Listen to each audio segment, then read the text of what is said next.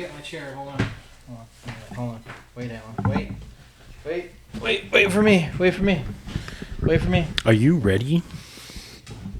I gotta. Oh my god. We got a monitor. Oh, today, he's got it. We got a monitor, and you gotta check it. Also, what else? Oh my god. We're We're in the same space. And guess what? 2 feet away. Guess what? We're 2 feet away. We're not 20 states across each other. Yeah. And then the other wonderful thing nice. is we finally got a round table. Yes. After all these years. I don't know if you can see it. After all these podcasting, 2 different podcasts. You can't see it, but it is a round table, and it's going to improve sound so much better. The person that suggested that we should have gotten a round table, you're right, 100%. Change the game.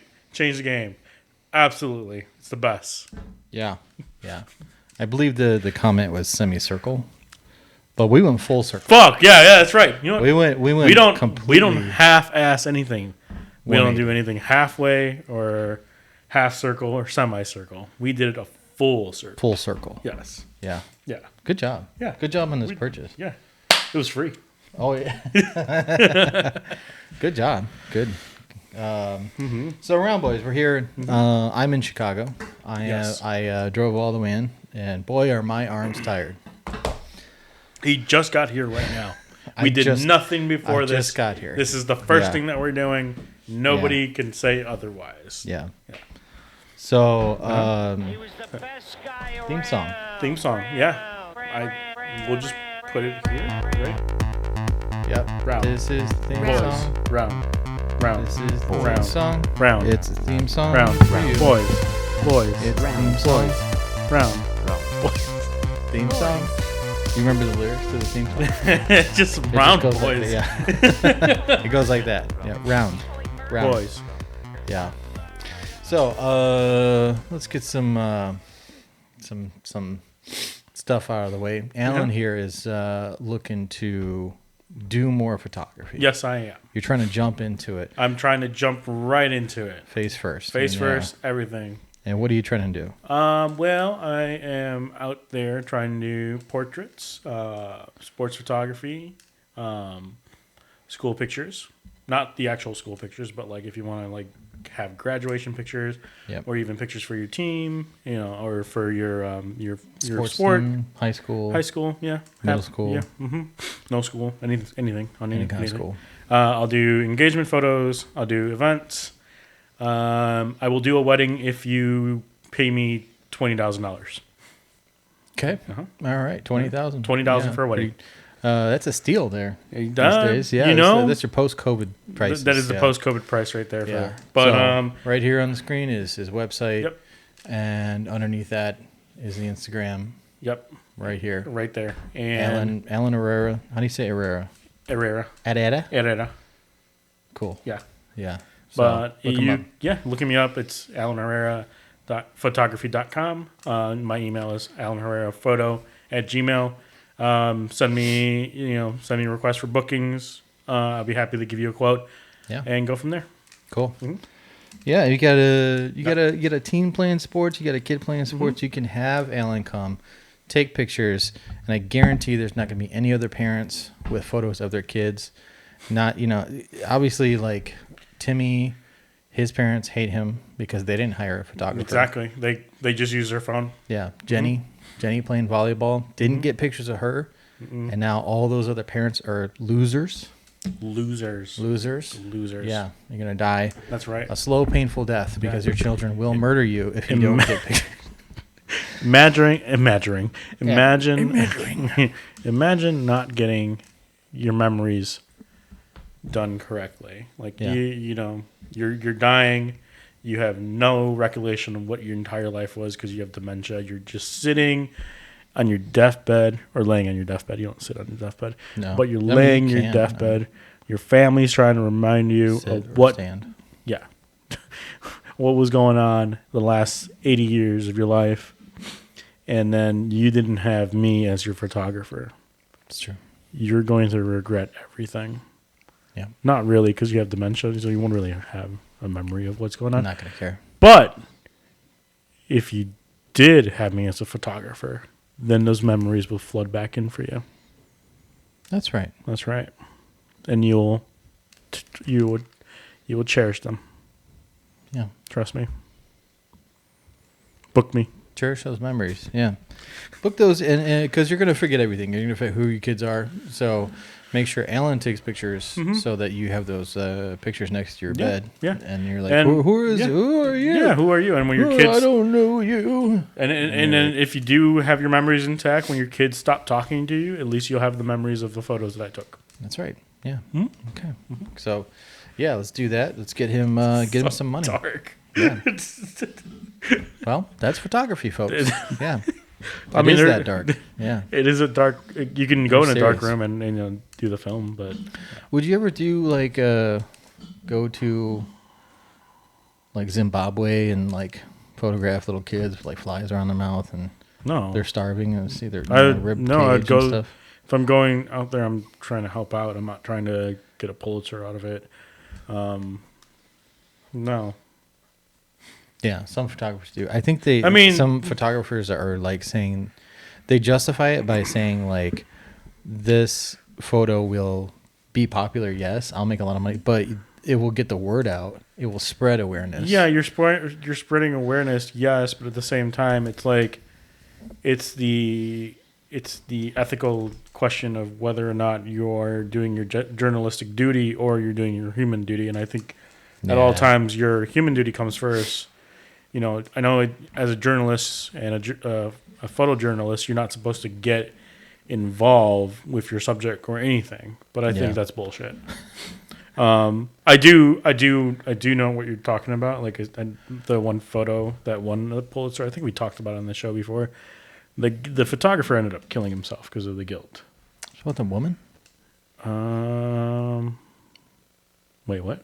No, I don't know. Okay. I don't know. Okay. The Dust Bowl? No, that's different. This is different. This is like it's a kid. Okay, I don't remember. It's a malnourished kid. I think he's dying, and yeah. He took the photo. Yeah, and he got a Pulitzer for it. And then did the photo spread awareness of the cause, or? Maybe. I mean, something like that plastered across Time magazine will spread awareness. It's definitely gonna like. Yeah, it definitely spread awareness, but increase, I don't know. I wouldn't accept a prize for anything like that. No, I wouldn't. I mean, with social media these days, like you can really like fly over there, take a bunch of pictures, and then raise awareness. If you're working for like a nonprofit or something, you could do that. Could definitely like drum up some money. It's not to say that there needs to be there is enough awareness. There definitely needs to be more, but I don't think being in a photo. I don't think that being your goal as a photographer or as a photojournalist should be a thing. Mm-hmm. I don't think this is what this person was intending when it happened. Again, things unfortunately happen. Anyway, on to the show. Super. Let's get dark. Let's get dark. Why did we get dark there? I don't know, because I said I asked a controversial question because I thought it would be interesting. You did. It was interesting. Yeah. It was interesting. We took it to a turn now. Yeah, we took it to a turn. See, this is what happens. You get the two of us in the same room, and it just gets dark. Yeah. Mm-hmm. So anyway, I'm here because my land deal went through. Woo! I got my land. He's got land. He's a lord now. I'm a lord. Yeah. Yeah. I'm. You can call me Lord Whalen of Macomb. Is that really how that works, though? This is America. We don't really have lords or kings. No, true. Who do you give money to every month? The government. For this apartment. The government. No, I'm sure they get some of it. Yeah, the government gets my money either way every month, and then you give your money to a landlord. Yes, I give it to a landlord. The lord of the land. He's not the lord of the land or anything. That's just the Why title. You call him a landlord? Because I don't know, man. Fucking what's with the word? I don't know what the. You're acting like we used to be British. And we came here and started colonies and eventually turned to a country. Well, that did happen. That did happen. And a lot of the words from then came over here. Yeah. And we still use them, like landlord. Like what? Lord? Lord. Landlord. No, on Lord. I am the Lord of my land. Anyway, there's nothing on the land, so I have to go back there and I have to work on it. So, but I'm just chilling here in Chicago. While I'm doing that, we're doing a bunch of photo shoots and we're just doing. James has been helping me out a lot with practicing and setting up gear and getting used to that. Really got to work on that portfolio. Get that portfolio big portfolio. I actually do have a job coming up on Labor Day weekend on the 6th. So, also, if you have really cool cars and you want some models to jump on your car and everything, I'll take photos of that too. Yeah. Yep. Oh, there's also you're running a 5K. Yeah, I did not want to officially say that out loud on camera, but thank you. No, I just lied. I just made that up. Total fiction. I am preparing to run a 5K. Yes. That will be in September. I do have to sign up for it. Still have to pay for the sign up fee. It's $50. Of course, I have to pay other bills and stuff like that, so that's not a priority. Yeah. At the end of the day, it just means that I get to run in a pack into Wrigley Field. It's a Wrigley 5K. If I can't do that this year, that's fine. I'll just do it the following year, and then this year I'll just run a 5K around Wrigley Field in Wrigleyville and just say that I did it that way. Either way, I'll do it by October, by the end of October, but maybe right before my birthday. Oh wait, how many Ks you up to? Well, I only ran 1.5 miles so far, so that's almost 2. 1K? 2K. 2K? No, it's not that. No, 1.5. No. 1.7K. No, 2.5K. What's the conversion? I don't know kilometers 2 miles like that. Well, you root for an English team. I do. You've been to London. I've been to London. So you know metric and English. You know that they use miles a lot for distance for some reason. But everything in England is metric. Funny enough, Europe, what do you think the imperial system comes from? Europe. You ever heard of Europe? I've heard, you ever been to Germany? Let me ask you, do you think... You ever been in Amsterdam? Do you think their weight comes in stones, or does it come in pounds? Or it comes in lambs. Lambs. LBs. How many lambs? Labs. LBs. What is the LB again? Pounds.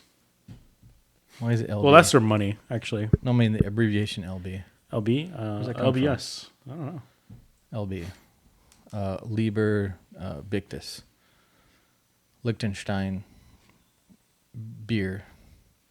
I don't know. It's a word. It's a word. It's something. Yeah. And then we just abbreviated it. Now it's pounds. So now it's pounds. Yeah. Mm-hmm. And pounds is the money that they use in England. Yes. It looks like monopoly money. But so. I mean, you say that they use a metric system for everything, but they still use. They just say they're like 10 stone or whatever, or 5 stone or whatever to describe weight. I just said that. I don't actually know because you're just talking out of your ass. I was just talking out of my head. Okay. Yeah. Okay. I gotcha. Yeah. But yeah, when you were in London, did they use mostly imperial or metric? It's mostly in metric. Okay. Yeah. So and then pints are 20 ounces. That's a venti. That is a venti. Yeah. Venti coffee. Mm-hmm. Yeah, I always go to the Starbucks and I'm like, can I get a large? And they're like, you want a venti? You mean venti? Venti, you piece of shit. Whoa. You fucking white piece of shit. What the fuck? It's called a venti. Yeah. I mean, isn't it an Italian word? It's an Italian word, so it's, So aren't you Italian? No. Aren't you some? Well, I don't know, because white people don't actually know their background. It's like a smattering of a bunch of shit. Probably Irish and German, probably Polish. Well, if a certain DNA company wants to sponsor us, we would definitely do that for James and figure out where he is, and we'll discuss. Yeah, sponsor an episode. Yeah, sponsor an episode. Sponsor 10 episodes. How do I give him my DNA? Well, you spit. No. Is that your O face? Is that? Yeah, I howl like a ghost. I go, oh!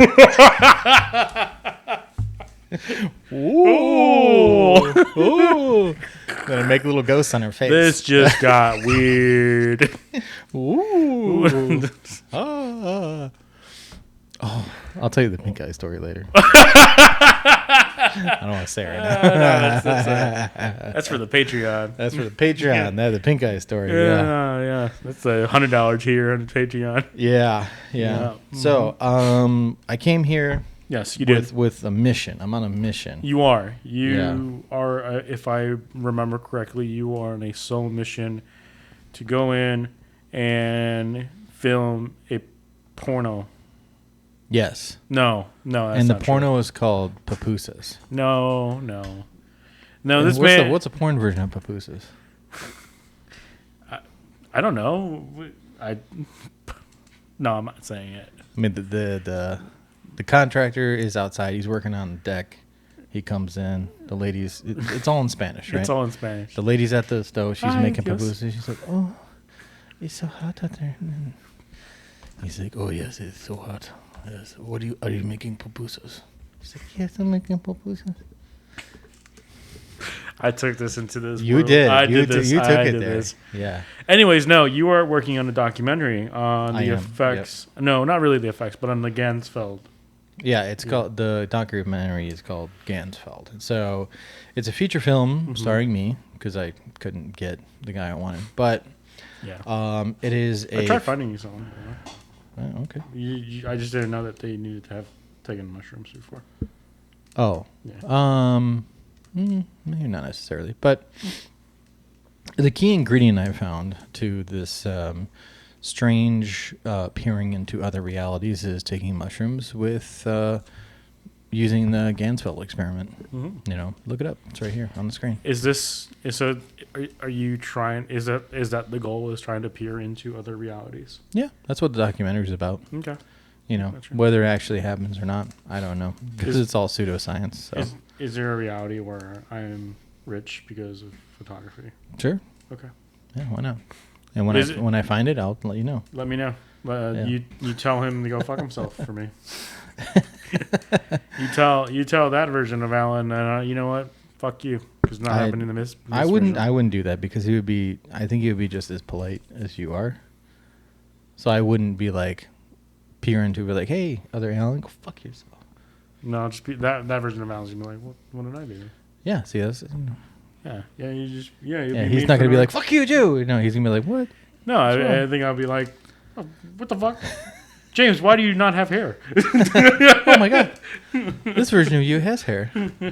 Yeah, that's why I have hats now. I got a lot of hats. That's where my most of the movie budget is going to hats. Well, yeah, because you're the director. I'm the director, the star. You're the star. Sometimes the DP. The DP. Yeah. Although this past week I was the DP, I guess. You were, yeah. You did a good job. And it was DP, and then I also took down everything because you were fucked up. Yeah, I was pretty fucked up because I took mushrooms and we did the experiment, and I was kind of like, woo, you know, kind of. He was really out there. It was really out there. It was interesting seeing you like that. I've never seen you on mushrooms before. I wasn't. Have you seen anybody on mushrooms? I don't think so. No, yeah, I have. You have? Okay. I have. Yeah. That person described walking around. We were walking around Long Beach, and he was describing everything was on fire. That makes sense. That does make sense? No. Okay, I don't know. It doesn't really. It doesn't really work. I've never taken like psychedelics and like hallucinated. Mm-hmm. Some people say they have. I never have. Okay. I mean, you'd have to be really. You have to take a lot. Yeah. To hallucinate. The only thing I've only gone up to like 3 or 4 grams. I've never gone past like 5 grams. Okay. Because I don't want to, go out that far on my little boat. Yes. I don't want to get caught up in the tides. Yeah, you don't want to do that. That sounds like a bad idea. Yeah, but no, I've only seen like kind of like visual distortions of color and stuff like that. Depth perception's off a little bit. Time perception is off, but yeah. Yeah. No, I remember you were talking, and it seemed like you weren't actually here. Sorry. It didn't seem like you were actually here. You were sounded like you were talking to someone else. You were describing a snake.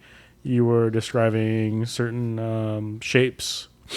Yeah, it was pretty interesting. And then I remember you coming basically into reality and then out of it, and that was pretty funny because I was like, he would at certain points just go, "Whoa, what's going on?"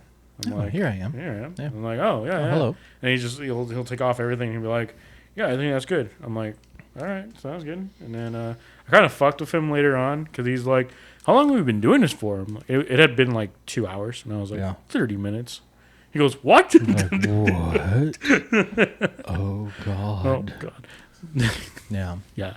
So yeah, your sense of time is all distorted. But yeah, the film is going to be called Gansfeld. I'm principal photography right now, shooting it, and should be done maybe in spring of 2027. Yeah. So I'll be hitting the festival circuit, and maybe it'll be on Tubi one day. Coming to cons.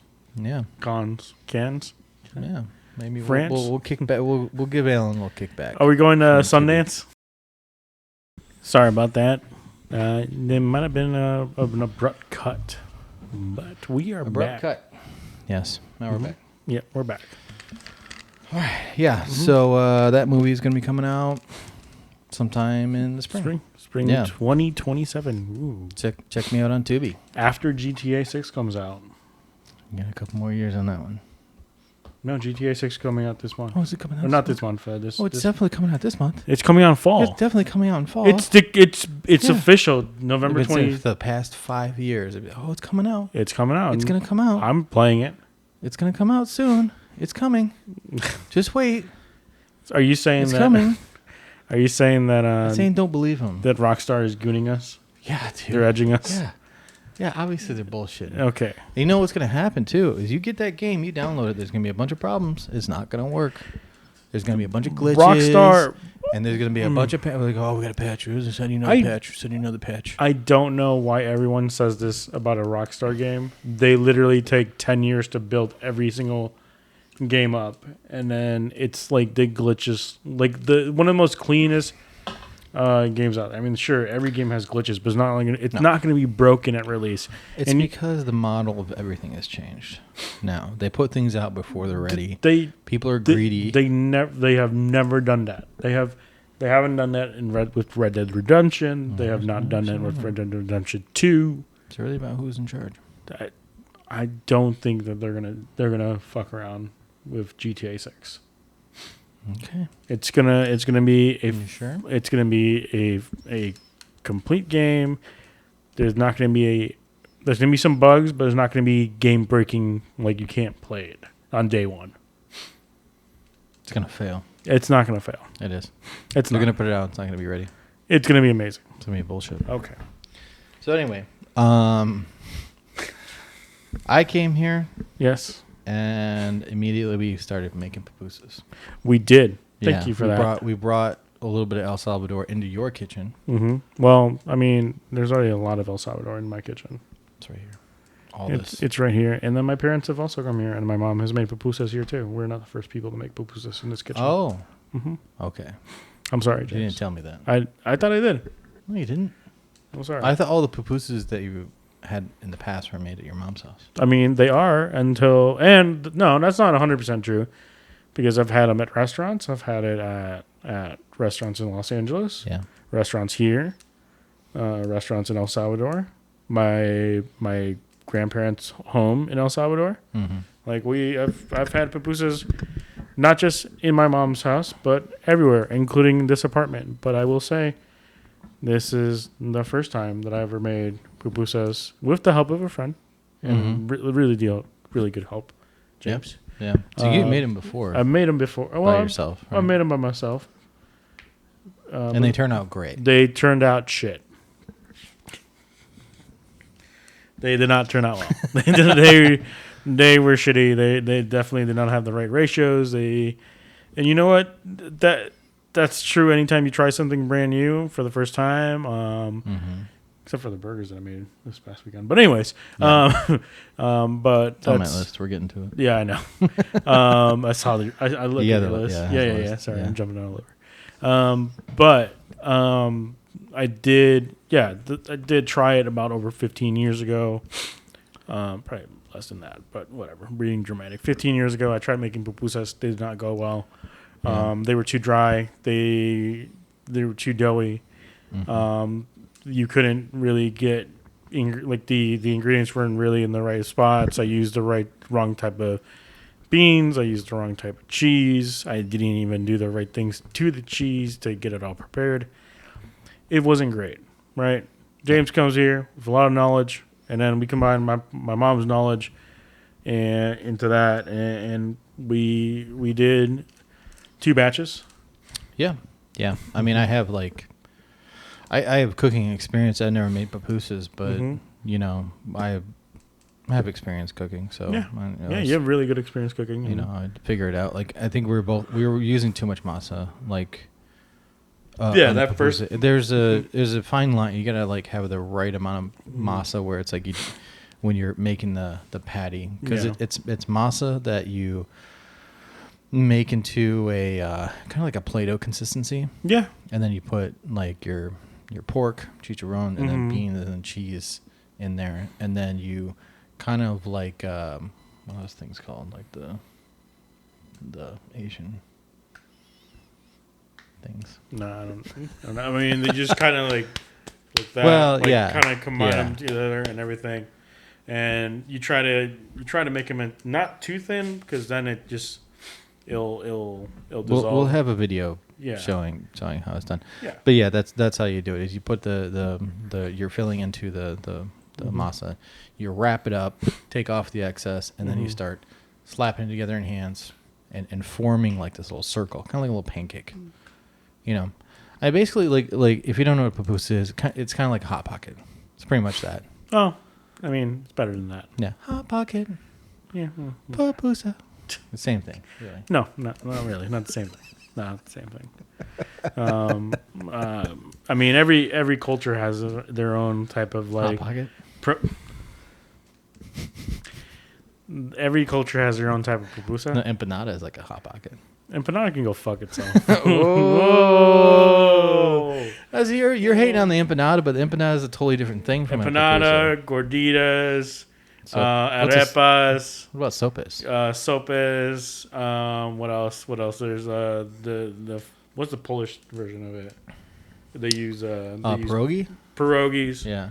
They can all fuck themselves. They are nothing compared to pupusas. They're all different, you know. They're all. Every culture's got their own. They're all full of version. Shit. They're all full of shit. Pierogi. I don't even know. I don't know what the sleeve is made of. I don't even know. I think it's potatoes. Potato. Kind of like that makes sense. Yeah, kind of like the potato buns. You ever had gnocchi? You ever make gnocchi? I've had gnocchi before. Yeah. Did you ever make it? No, I've never made it. I kind of want to. I want to try it. You should try. Yeah. Gnocchi. Gnocchi. So that's Alan's cultural identifiers of pupusa. Mine would be the. Well, I mean that is the staple food of El Salvador. That's why I said it's a cultural. Okay, yeah, that's fair. That's fair. Staple of. We're known for our seafood. Yeah, the blood clams. Yeah. Anyways, you should try the blood clam at some point. Go to El Salvador. Try the clam. I've not tried the clams in El Salvador. No, are you scared? I don't fuck with oysters or clams that often, so. Maybe. It's probably a good idea not to roll the dice on that. Yeah. Did you hear about sorry, we're going to go off tangent because I read this story earlier today because we guys talking about oysters. This just in. Gibson's is being sued by a family's patron, because he got brain damage from eating the oysters at Gibson's. Who's Gibson's? Gibson's Steakhouse in Chicago. Oh. Yeah. Here in Chicago. Allegedly, Gibson's Steakhouse. Again, allegedly. We don't know yet. We don't know exactly. We don't have all the facts. The family of this person that is now is brain damaged, I think is in a coma right now, had oysters from Gibson's Steakhouse. And we know it's the oysters that he had? They're saying that it was the oysters. Okay. I didn't know that oyster. Well, I guess if you get a bacteria, then yeah, it can lead to brain damage. So I guess so. I guess, yeah. I mean, that's what they're saying, is that he got some bacteria and now he's suing them. So yeah, be careful. Well, he's not suing him. He got brain damage. Jesus Christ. Yeah. Be careful with what you eat out there. Sue you. Jesus Christ, James. Fuck. Call lawyer. That's not going to be any of the clips. That's going to be in the parts where people don't watch. Oh no! What is wrong with you? You know there is no line. You actually there is a line. The line's here. I'm here behind that line. Yeah. And you are here. Yeah. Yeah. The line that I see is a little rough on the pavement. Yeah, it's kind of hard to see. You know. Yeah. It's been worn down. So fucked up. Anyway, Anyways. well, his family is His family is suing Gibson's. Gibson Steakhouse. Yeah. Yes. Well, I mean, Gibson's. Where do you get your seafood from? Is it coming on a boat, and then do you accurately take the temperature of the meat when it comes in the back door? From oysters are supposed to be eaten like raw and like they're supposed to be alive when you eat them. Oh, okay. Yeah. I thought you cooked them. No. It's supposed to be I don't know. I I thought I ate steamed. No, that was clams. All right, never mind. Yeah. That was clams. So oysters are supposed to be at a certain temperature throughout the process. If they're going to be eaten live, they have to be kept at a certain temperature. I believe so. I would But I would assume under 41 degrees because Once it's dead, you can't eat it. right. Yeah. So and you pour the lime juice in it. What is the lime juice too, or the I lemon think juice? you put some lime juice in some The lemon juice, like lemon shock juice. it or Yeah. something? Mm-hmm. Yeah. Okay. Anyway, that guy. That's unfortunate. That guy got the infection. And sorry to take us into a tangent, but yes. Gibson's. Gibson's. Don't eat there. Allegedly. Don't Allegedly. Don't eat at Gibson's. You will die. I want allegedly all over, like the top, the bottom, everywhere. Like Yeah. you can't eat. Yeah. Well, I Allegedly. mean, I don't know. Like me personally, I would say don't eat seafood in Chicago. It's not a coastal town. Okay, we got the Great Lakes, but fucking oysters are not in the Great Lakes. No, that's true. If you're gonna eat seafood, go to the coast. Go to Florida. Go to California. Go to Boston. Go to where the harbors are. Have you ever had sushi in Chicago? Yeah, it's not as good as California. Okay, but you get it all the time, right? All the time? Well, I mean, Not all the time. I mean, yeah. Well, it's better in California. I mean, I like sushi, so I'm still gonna go. so I'm just saying, you don't always, you don't follow your own rule of not eating near the coast. No, I do what I say. Don't do what I do. So yeah, that's what I'll say to that. Yeah, but if you're gonna get fish, like the fish is way better where it's freshest. Well, yeah. I mean, Go to the ocean. I mean, but at the same time, it's not like the Great Lakes doesn't have fish. That's true. I mean, if it's like fresh caught, I mean, if you get freshly caught fish from the day of, yeah, okay, then yeah. You put too many qualifiers there. I'm just making sure. Right. Well, I mean, like tropical fish. If okay. it comes from, if it's saltwater fish, just don't eat it in Chicago, and you won't be disappointed. That's all I'm saying. Okay, just making sure. You can eat it. It's just you're gonna get brain damage and from. But so here's the thing. It's like my rule is like, if you're in the Midwest, go get burgers, go get steaks. Chicago's got good pizza. Also, anything pig, cow, yeah, all that stuff. If you're on the coast, go. If you're in Florida, get the fish. Go get the fresh caught fish from the seawater. If you're in Boston, go get the chowder. Or is that Boston? I don't know. I believe that's a Boston. Okay. That's clam chowder. Yeah. Yeah. Get the lobster in Boston. Go get the fish from in New York City. We're right on the coast. That's the rule. That's the rule I follow. You're in Texas, eat beef. A lot of beef in Texas. A lot of beef in Texas. Yeah. Also, Texas is starting to flip. You're going a little blue. Are they? That's what I heard. I mean, I don't know. That's what I heard. I mean, I hear things. So. I mean, I won't believe it till it happens. Yeah. I never believe that Texas or any red state. Maybe Georgia. Maybe Georgia. I'll believe Georgia's flipping blue, but Texas, no. I was in the alley delivering oysters to Gibson's restaurant, and I overheard that. Yeah. You want to talk about something? Did you just implicate us in this entire podcast right now? Yeah. Okay. So anyway, we made pupusas, and I tried my hand at Salvadorian quesadilla, which quesadilla in El Salvador doesn't mean the tortilla with cheese. Yeah. It is a bread. Yes. With cheese. Yes. It's kind of like sweet bread, but instead of sweet, it's more savory. Yes. Would you say that's I would true? say that. Yeah. It's more sweet. 'Cause you don't it's use cheese this- based. Yeah. Yeah, you don't use as much sugar as you would like a cake or No. something. But it comes out kind of like it looks like cornbread. It kind of does actually. Yeah. It has the same consistency, I would say. Yeah, it's flaky. It's made of rice flour. So I made one and then I made a second one. So the first one was not exactly 100% like El Salvadorian, their style. And the second one was spot on, you said. So Yeah. The second one, yeah. yeah. I remember that because I came home and it was the same day that you made. We were making the pupusas. Yeah. Well, you made the ingredients by then. Yeah. But the time I got back from work, you were like, I made quesadilla. I'm like, what? Yeah. It was shocking because and then you had me try one and I was like, well, this is a good bread, but it's not quesadilla. And then you had me try a second one.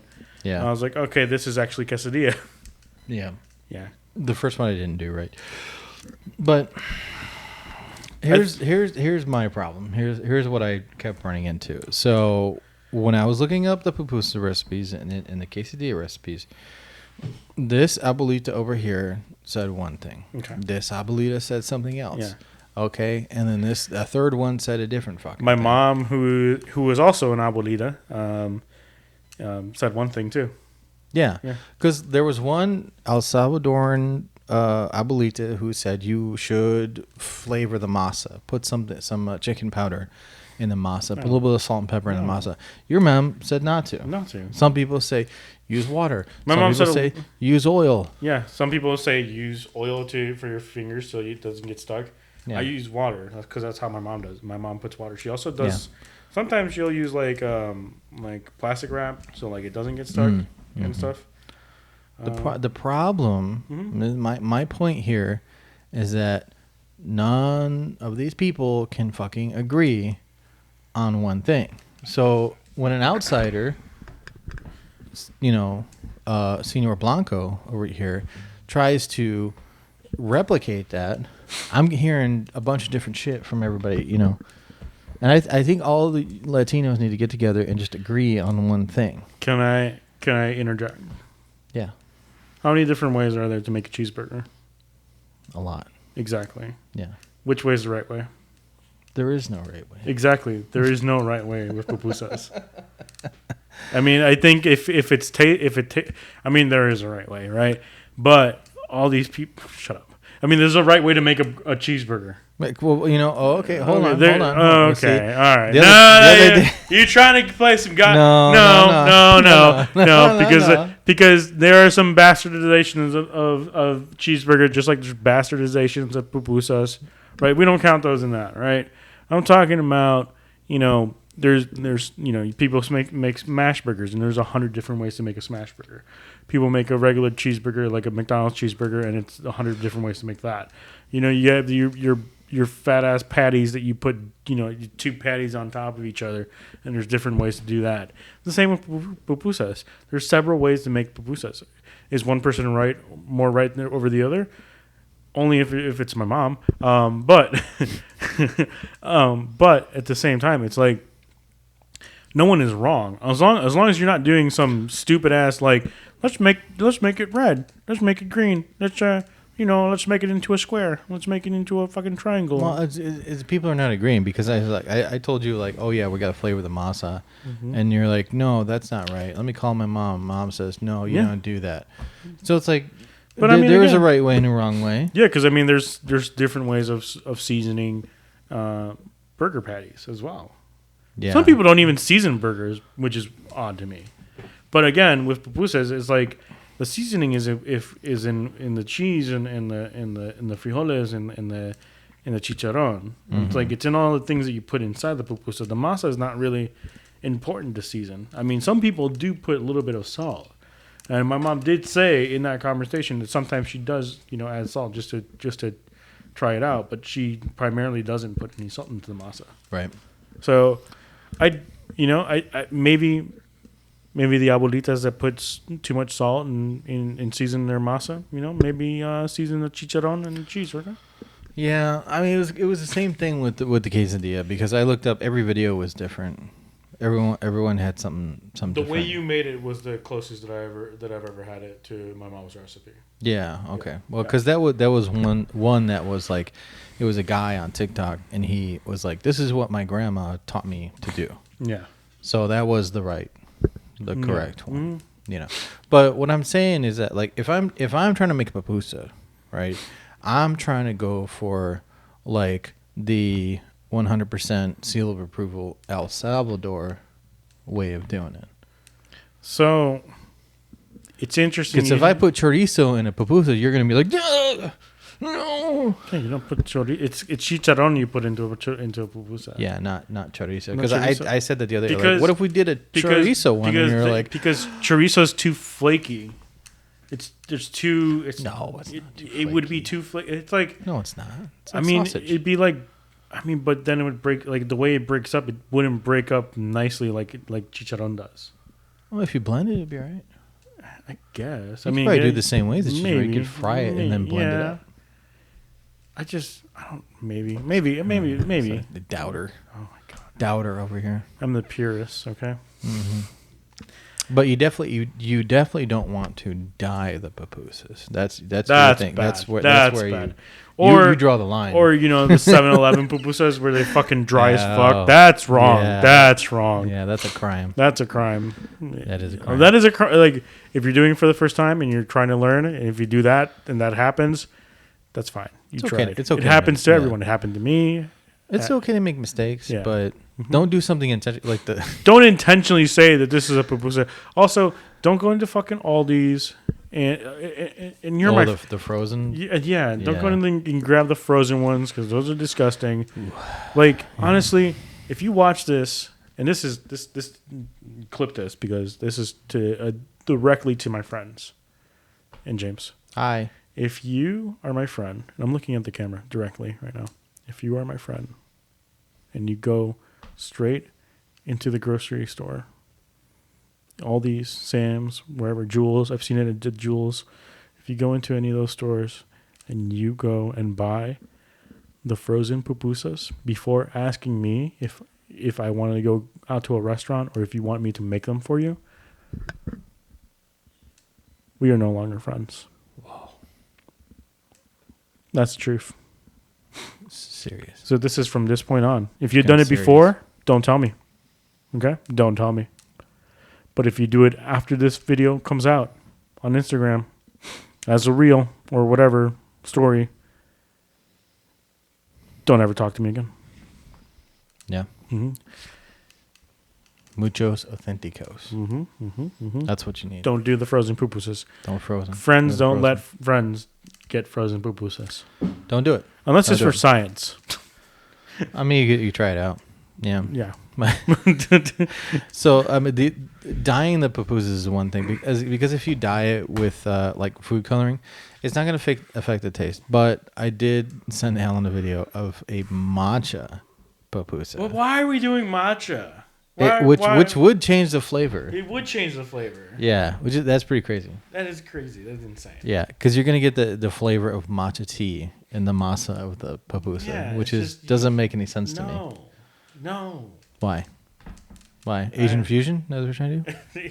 I mean, I can understand the Asian fusion and all that. That's fine. If you want to do that, that's fine. I have nothing against fusion recipes. Nothing against. If it was sweet, if the pupusa was like some kind of sweet fried bread, It's a very savory. yeah, it's savory. It's So I don't know why you're very mixing savory, the tea with the. I It's- don't either. That is odd. I think you kept saying it the other day, and I was like, "Shut up! Shut the fuck up! Shut the fuck up! Shut the fuck up!"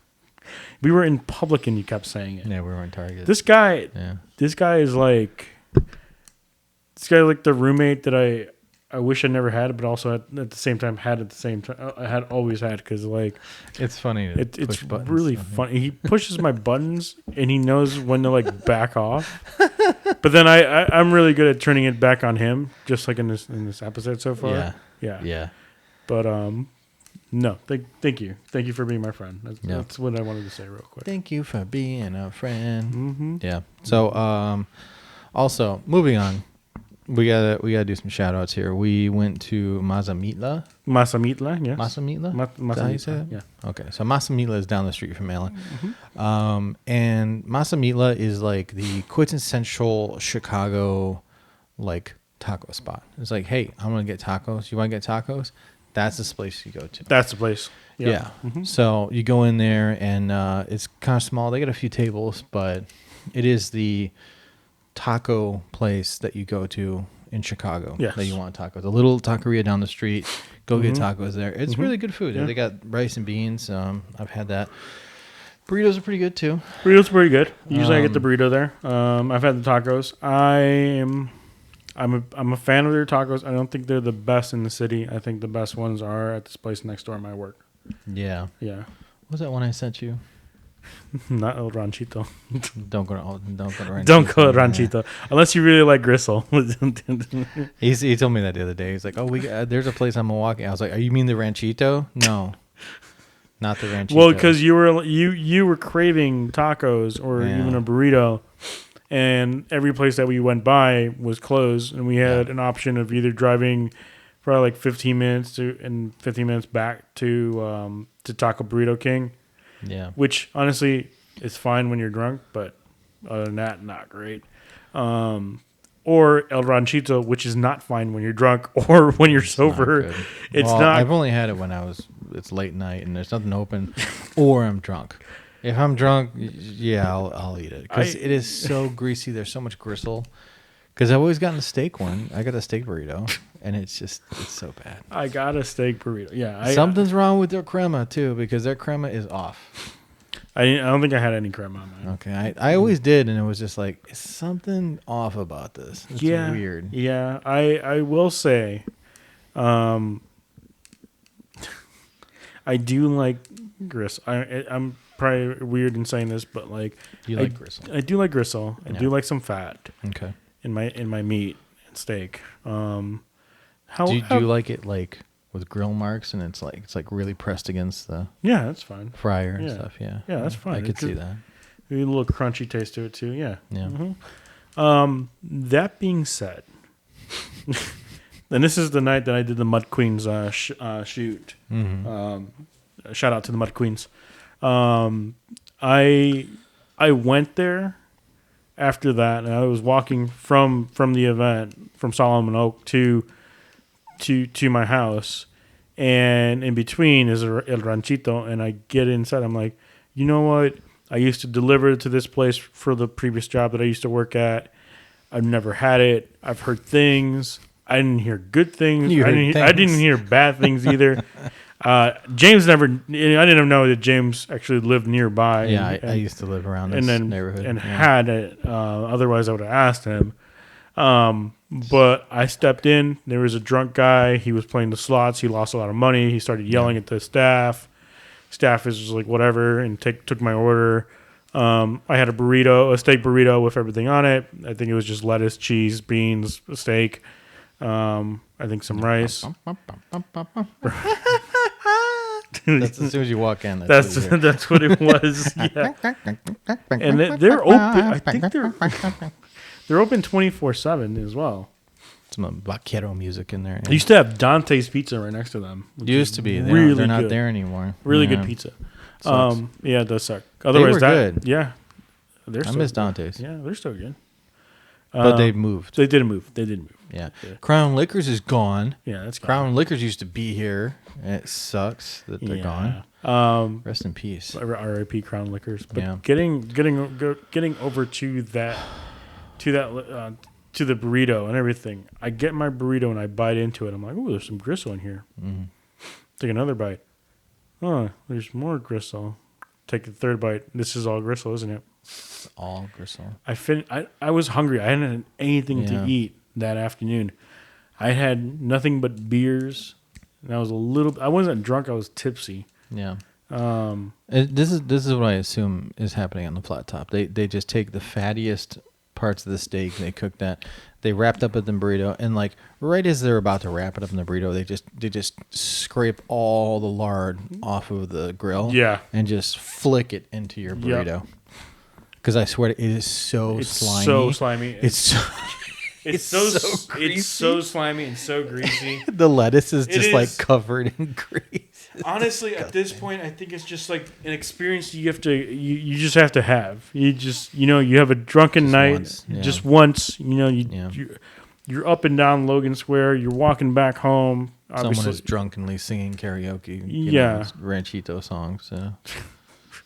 Someone's mad that they got they lost all their money at the slot machines at El Ranchito. Yeah, and then you get that you get your you can sit down, you can take it home. I was initially just going to take it home, and then I ate it there. And it was just regret. It was regret. But I finished it because I was hungry as fuck. Yeah, it's one of those places where it's like the clientele is definitely, they go there to get turned up. Mm-hmm. So I would be going to work. Sometimes I have these really early shifts, and I have to be at work at 6 o'clock or 4 o'clock in the morning or something like that. Mm-hmm. So I get up a little bit earlier, and every time I had the earliest shift at work, I'd be walking past the Ranchito to get to the blue line, and there would always be like a little puddle of puke right out front.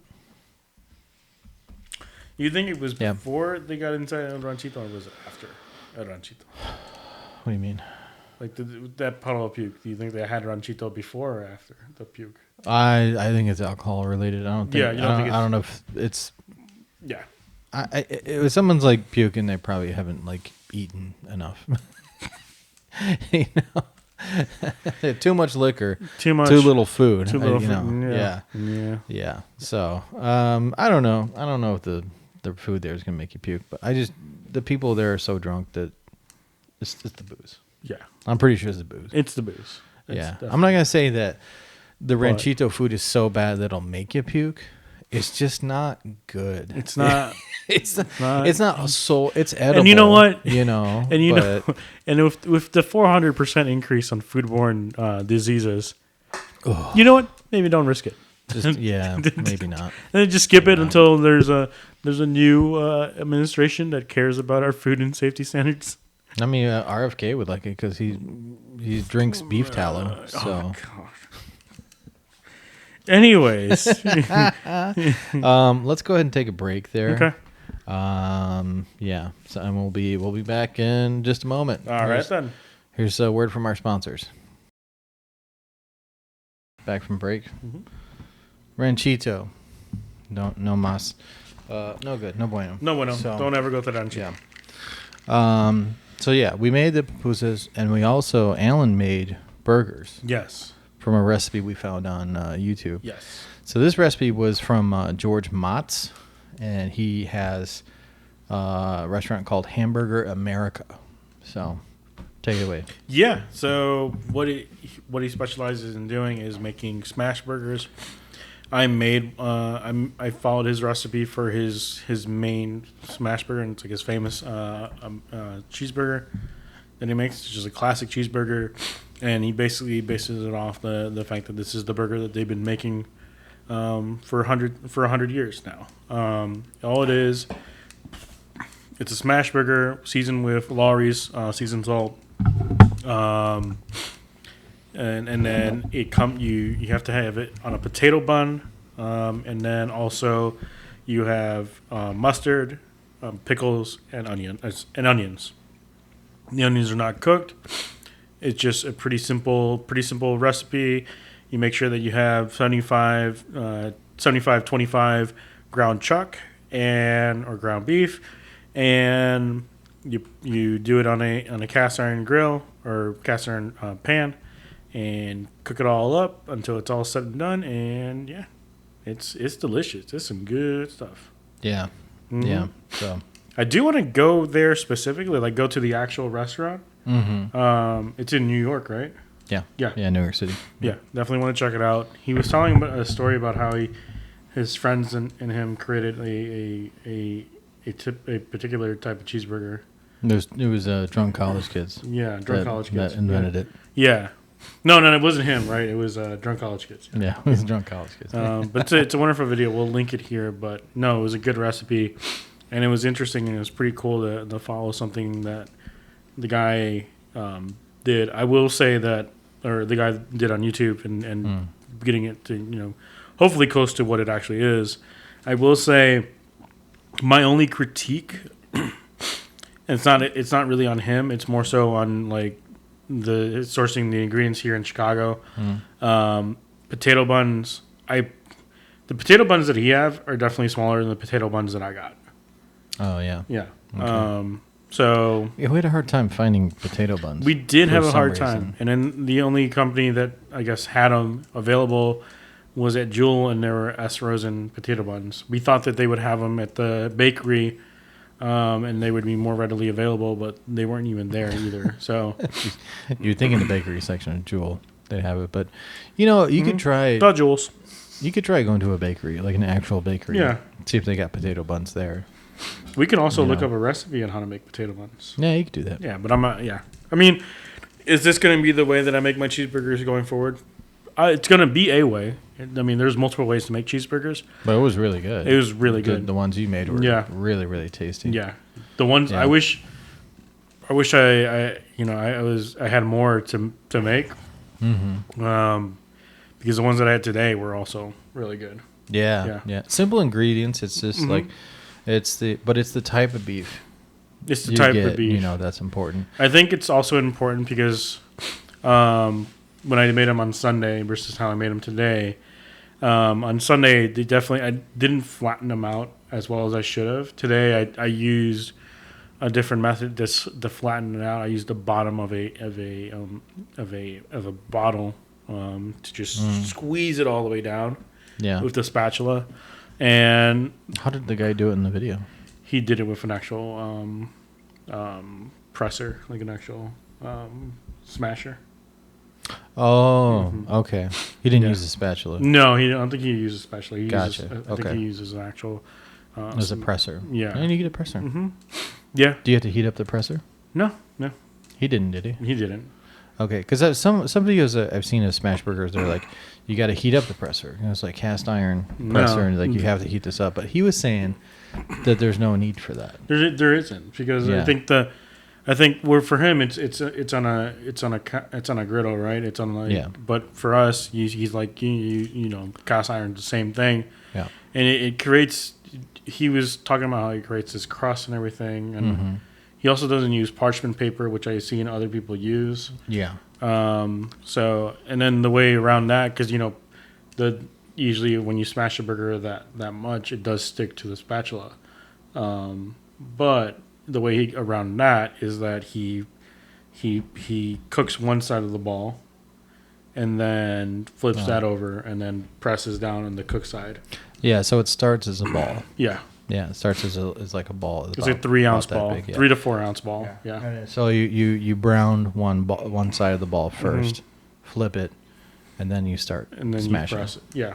I've seen recipes, and I'm glad, like, he definitely did have, like, an onion-based recipe where it's, like, there's another one, but that was his melt that he did. I've seen, and I've seen and I've had smash burgers that, what they do is they take a bunch of onions and, same amount of meat, same amount of onions, and they press them down all together. And you get, like, a caramelized onion flavor as well, which isn't bad, but I don't know. I think it takes away from the beef, in my opinion. Yeah, the beef is the star when you're doing smash burgers. Yeah. Mm-hmm. I mean, if you're not smashing them, then do whatever else you want. Caramelize the onions, go crazy. Yeah. Yeah, get absolutely. weird, Yeah. get wacky with it. Yeah, get wacky with it. Yeah.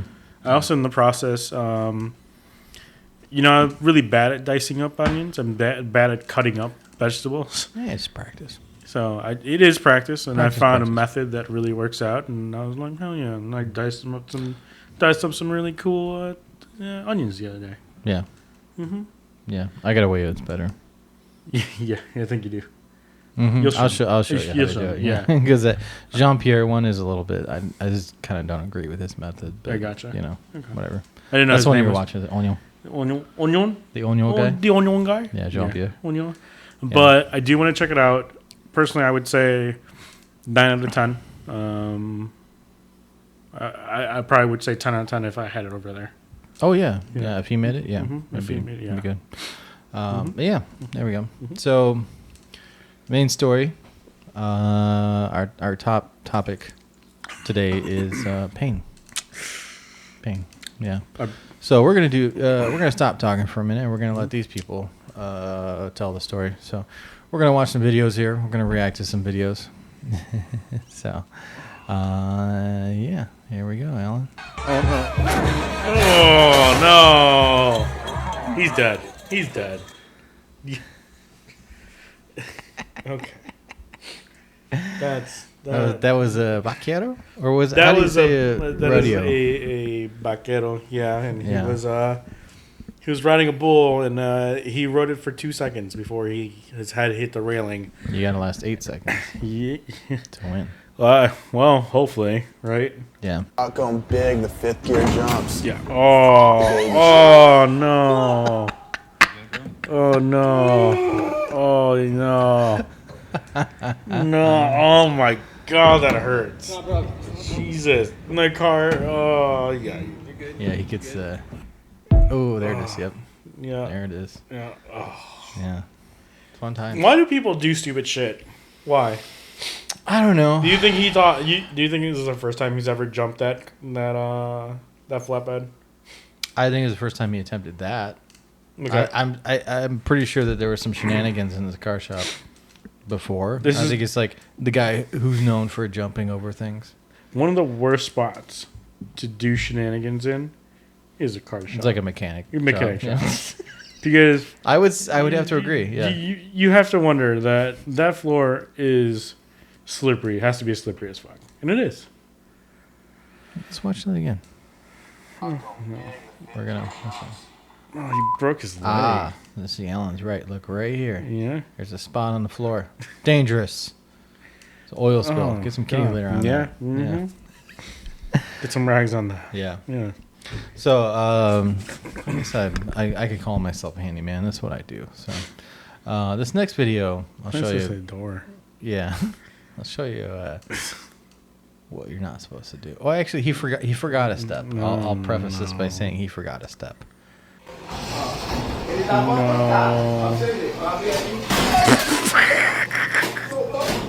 Didn't lock it. He forgot to lock it. What a fucking idiot. Lock it. Yeah. That's pretty cool, though. That's a pretty good way to open a door. Yeah, you get a man door on the garage door. That's pretty cool. I mean, I don't know about these like steel garage doors that are so heavy, but well, I mean, it's in case people want to burglarize, rob you. This one's next. This next was about 4th of July. It's August now, and after every 4th of July in America, someone always gets injured. It's not one person; it's many. Because in America, we've decided that we like to blow up very big fireworks in a very we call it fun. So there we go. I'm 36 years old, and we've done fireworks my whole life, and everybody's always like, don't hold them, don't do this, but everybody does it. You see it, pictures, you see other people doing it, and it's all fun at the moment, and you think it's not going to happen to you, and it can, and I am proof of that. An Oklahoma woman warning others after a Roman candle exploded in her hand. Jessica Kai's lost both her pinky and ring finger and has burns across her body. Jessica faces more surgery, months of therapy, and learning how to live with just one hand. And as a hairstylist, this injury has put her career on hold. She got 2 hands. Jessica's friends have started a GoFundMe. On this hand, it's just the 2 fingers and a thumb. On KFOR.com. I'm 36 years old. I didn't think it would happen to me, and it happened to her.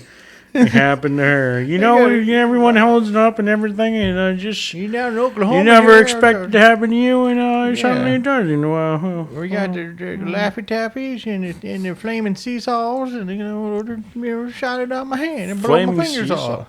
Okay. Yeah.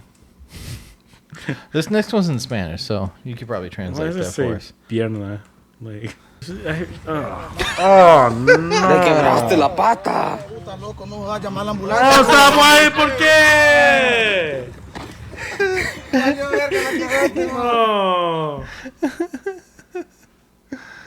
No.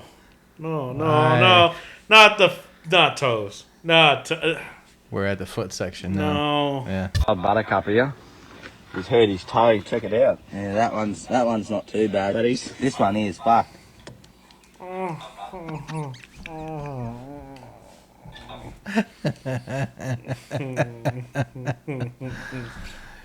This next one is a wood chipper. Oh no! Get ready. No. Oh no! Oh no! Oh no! No! Why is that a thing? Why is that a thing? Why would you do that? Why? You're like, I'm gonna save some time by just sliding across this bridge here That's so stupid. and just toss it in. Why is that a thing? Why? You know that's the. I would never do that. I would never do that either. No. That's the guy's intrusive thoughts almost taking over. Like he's like, you know what? If it happens, it happens. Fuck it. At least it was funny. Yep. Oh, Yep. That's Jesus. called I don't get paid enough. No. So yeah. Here's a soccer video for you. okay. You like soccer. I do like Here soccer. we go. Got hurt playing soccer. Dat is een stevig pontje hoor. Hier weer Holby. Oh no! Oh, I didn't see it before. He Nou ligt er op de grond. got smashed by the other player. Yeah. And this bonus. Veel verzorging.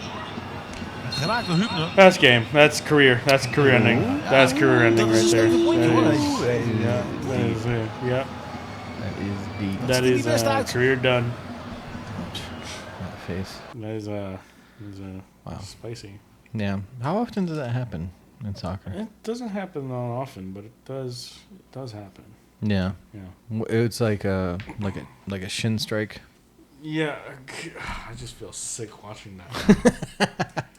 Well, the what do you guys call them? The party boots, The party the boots. field boots, moon boots. Cleats? Yeah, but you call it something different. No, we call them cleats.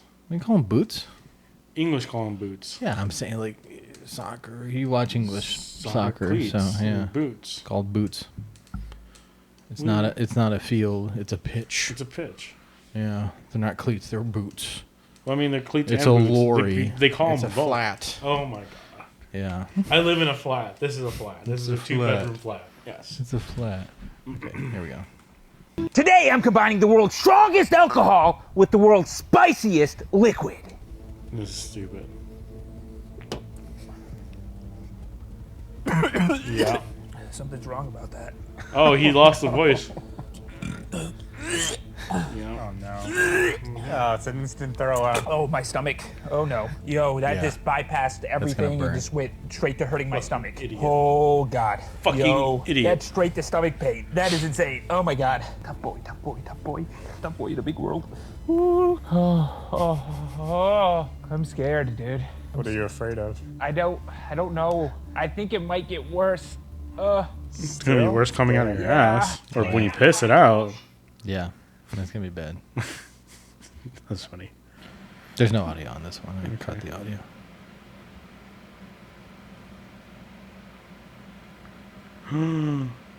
Oh, he is one lucky son of a bitch. Yeah, I'm gonna turn off the. He is lucky that he survived. He got smacked in the back of the neck Yeah. with a tree. 'cause Yeah. he tied his hammock to a dead tree, which is Yeah. not something you do. No, you don't do that. That is Yeah. something you don't do. So yeah, we're talking about pain today. Mm-hmm. Now we'll talk about our stories Yeah. of pain. I'll kick it off. We'll kind of go back and forth. I only have one, to be honest with you. I thought you too. No, I thought. Go on. Okay, Yeah. so, when I was a kid, about 6 or 7 years old, I used to ride my bike a lot. I do have two. Sorry. And when I was a wee lad, I learned why you're not supposed to ride your bike with sandals.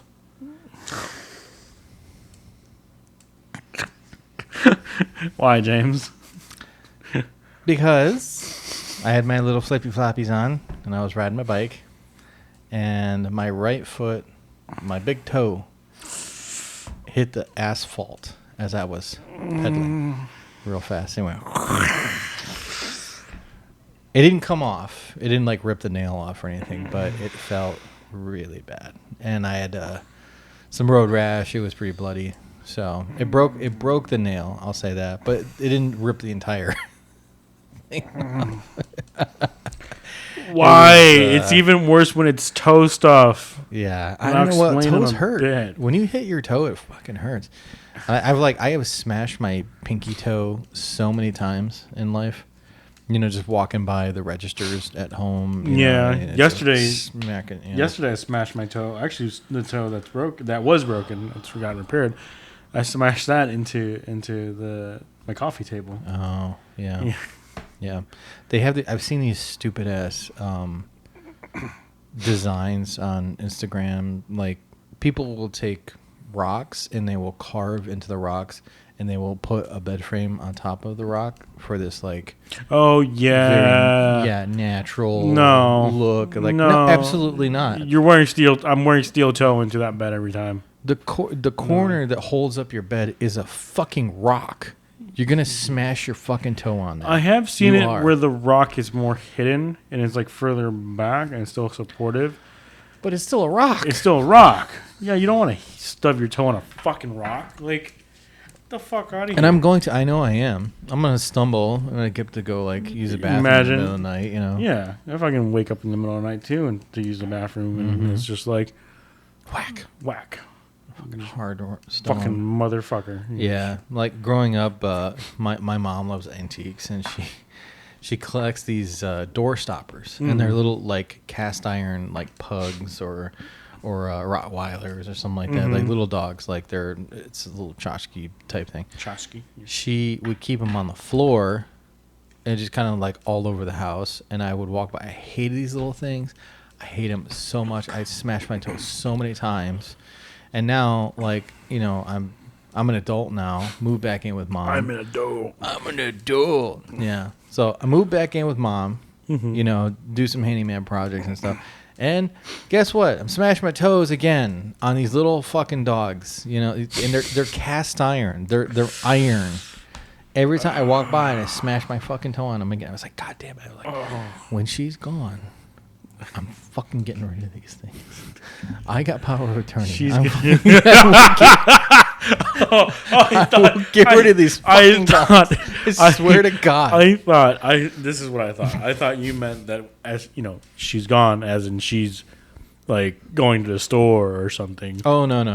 When she go on a trip. When she dies. Yeah, when she dies. Well, you mentioned power of attorney, so that means whenever she's like, not even, maybe she's in the hospital and can't come back. I might do it then. You might. Yeah.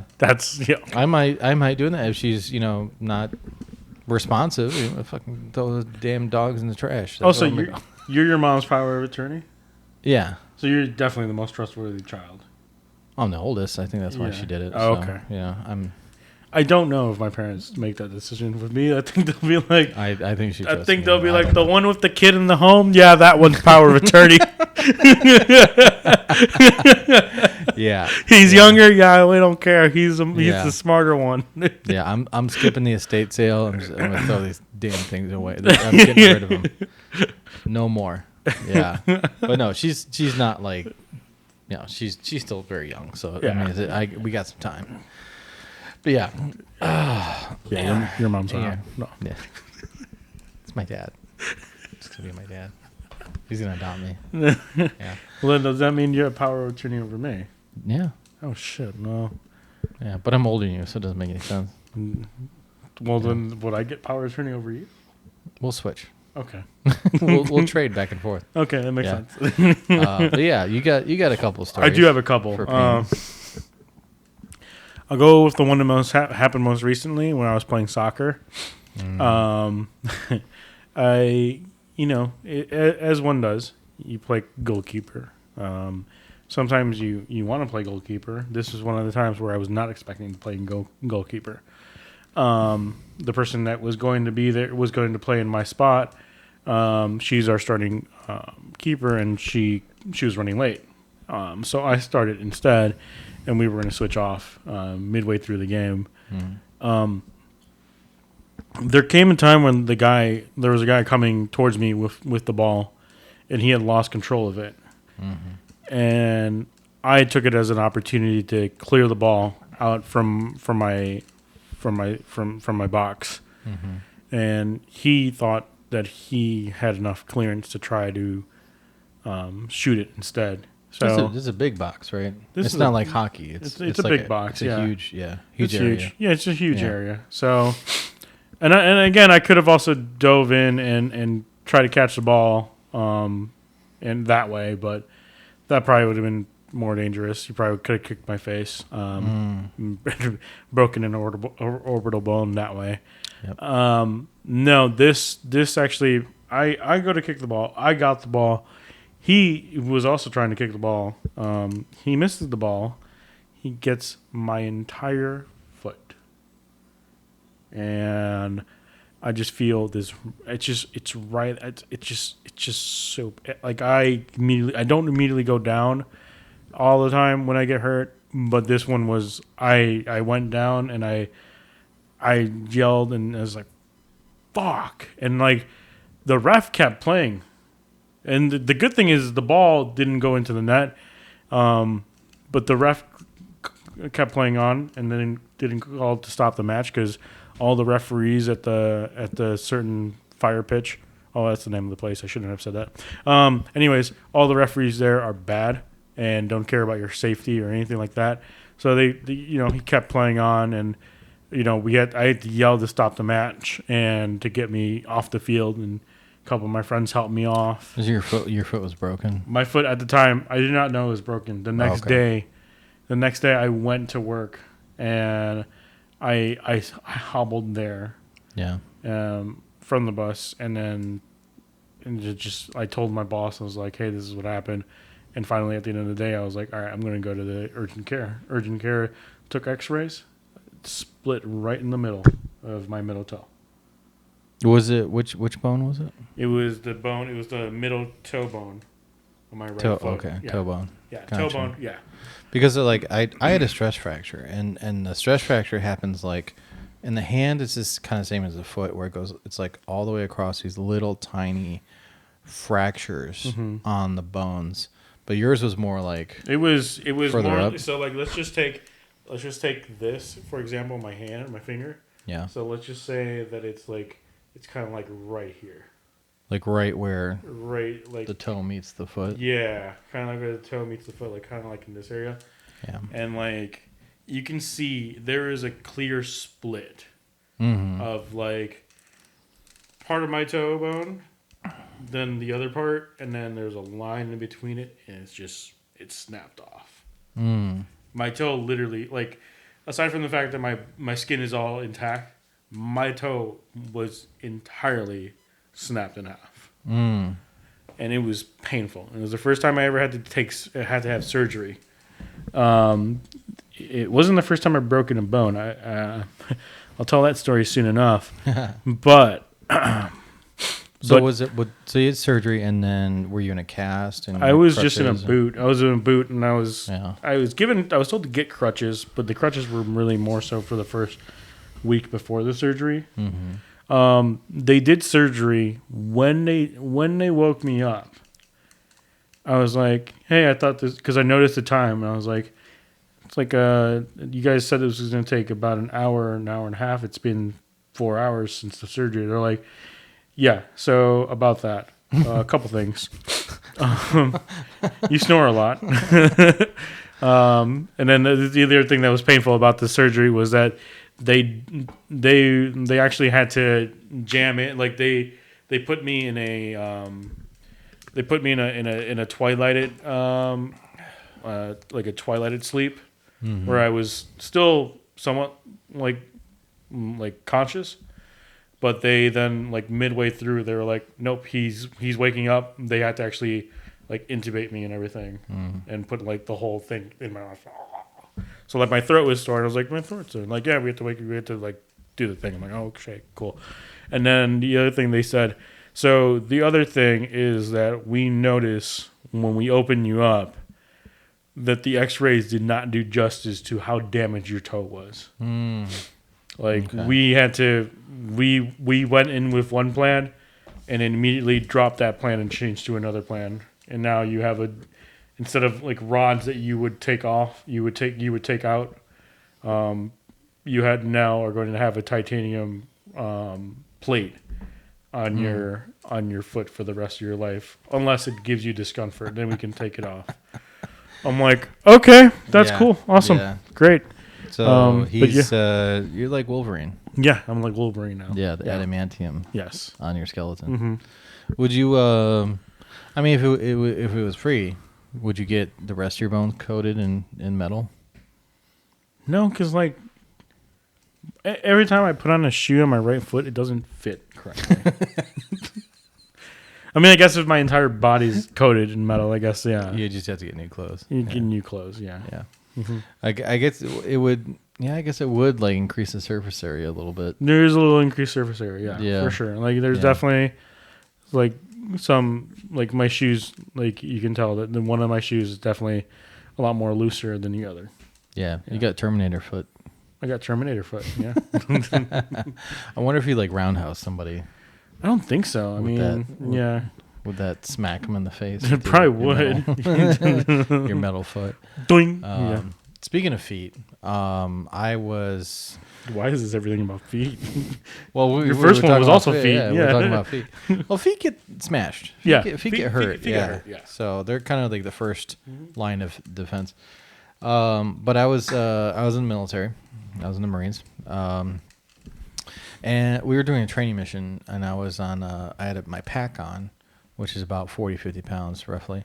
And I jumped from a 5-ton truck, which is like, if you've seen those, a bunch of guys in the back of a big ass truck sitting there, those are 5 tons.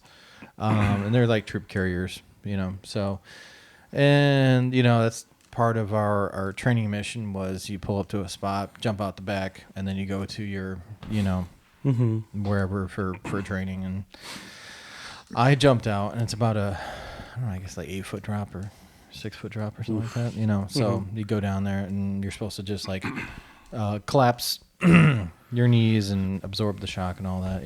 I landed on my right foot, so all my weight plus my pack weight my foot hit the ground like this, and then my foot went all that back up to my shin, and I was like, whoa, and I didn't feel it right away. And one of the staff sergeant or somebody, he's like, are you okay? And I was like, yep. And then I got up and I was like, whoa. I was like, nope, I'm not good. I am not well. Damn. So I had to go. I was on light duty for a while. It was painful. Yeah. Is that?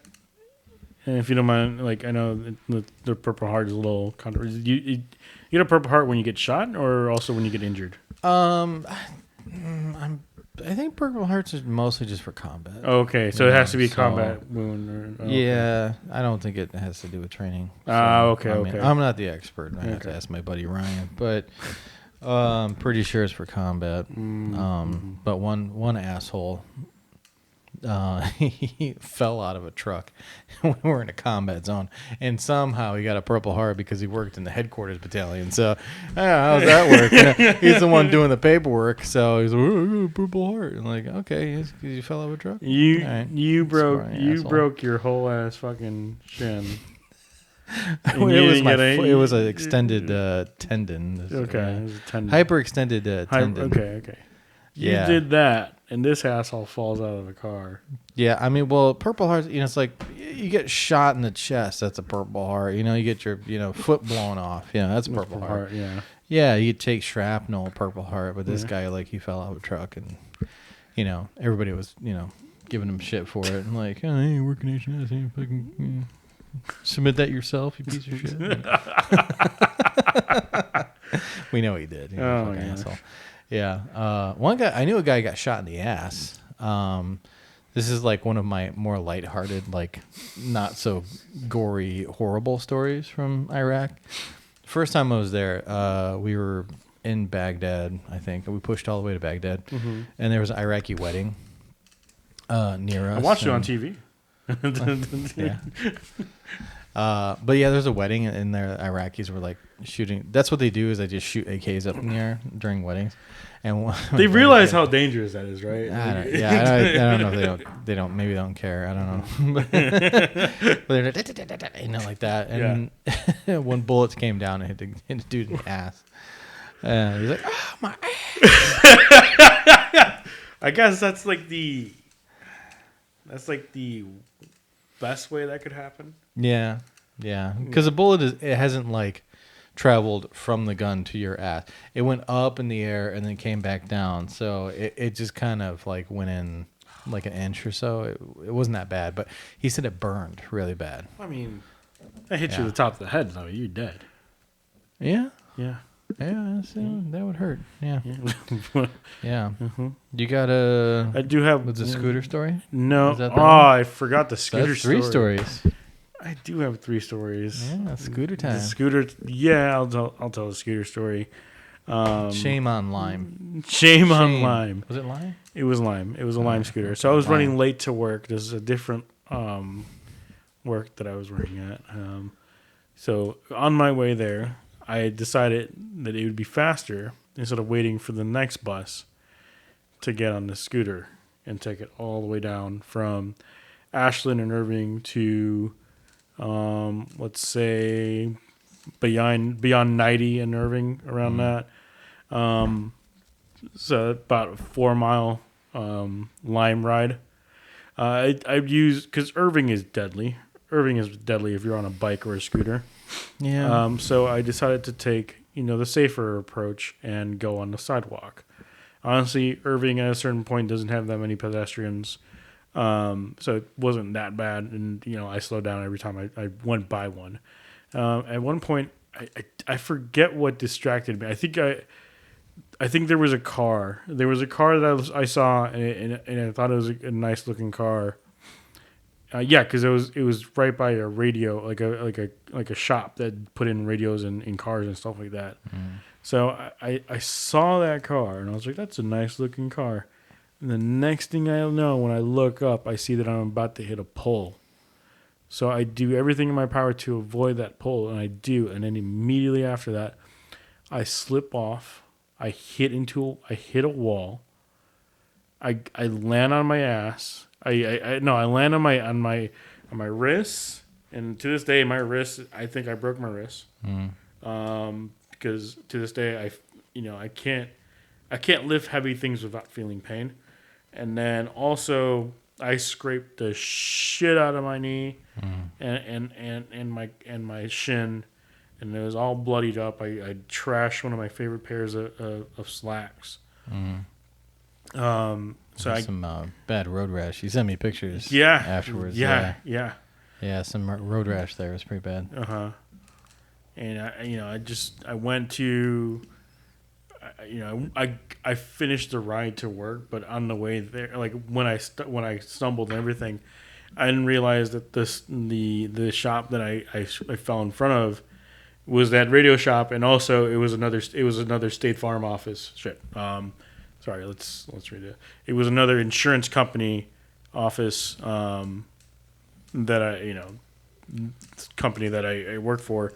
And the lady comes out and says, "Hey, are you okay?" And I'm like, "Yeah, I'm fine. I'm running late. I'm trying to get to so-and-so's office." They're like, "Oh my gosh, hopefully you're okay. I mean, do you want me to reach out to your agent?" I'm like, No, it's fine. I'll just explain what happened." She's like, "Okay, I think you should go to a hospital." I'm like, "No, I'm running late. I have to get to work," because my boss at the time, he's a jackass, and didn't want to be late because he had this whole discussion about being late. At your desk. Yeah, it wasn't me. Make those phone calls. Yeah, basically.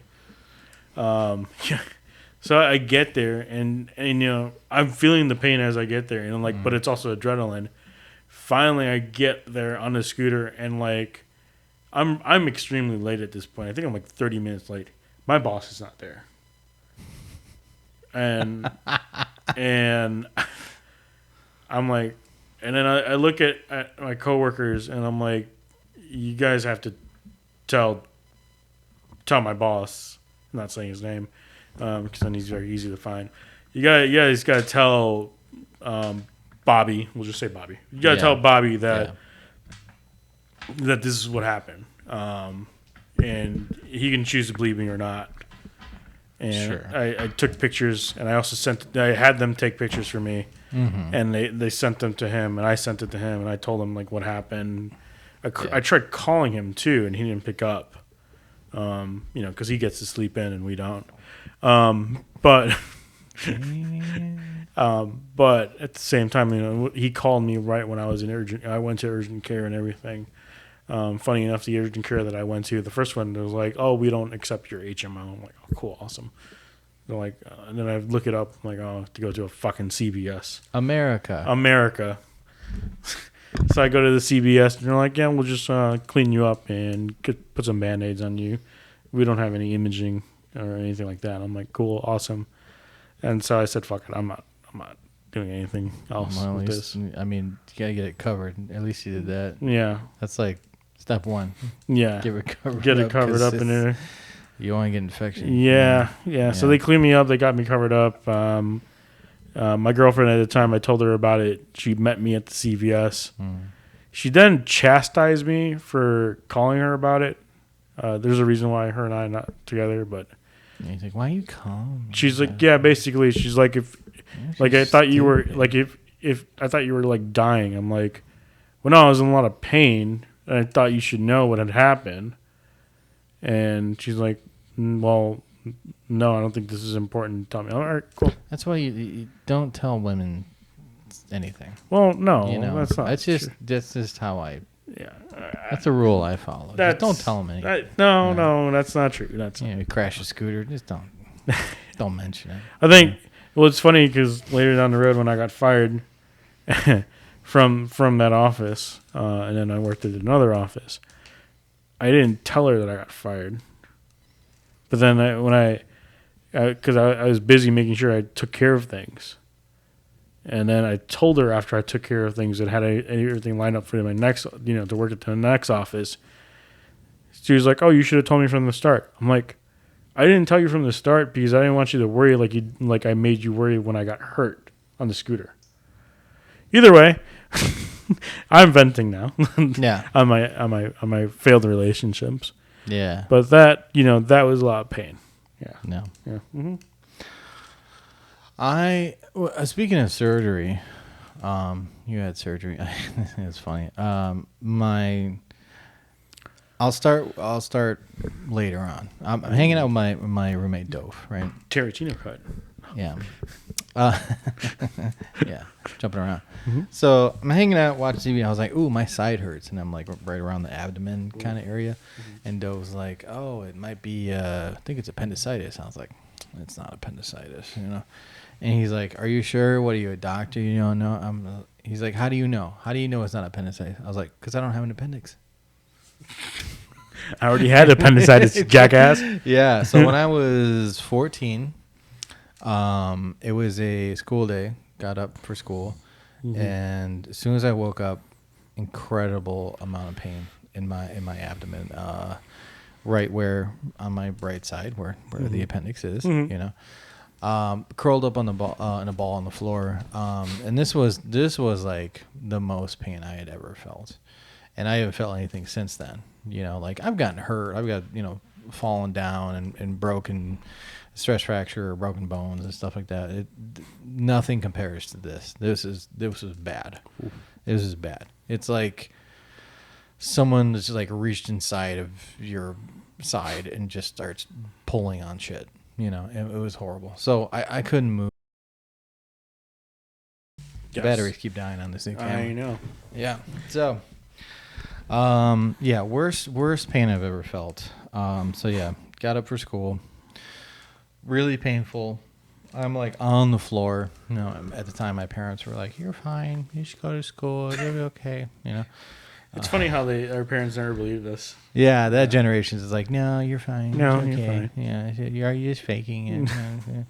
And I was like, "No, this is really fucking hurt." And I couldn't get up. I couldn't move. I couldn't get up off the floor. Mm-hmm. It was so bad. So took me to the doctor. Went to the clinic first. And they're like, "We can't really tell what's wrong, so we're going to refer you to someone else." So went to a specialist. And the specialist was like, "Oh, yeah, you got appendicitis." And I was like,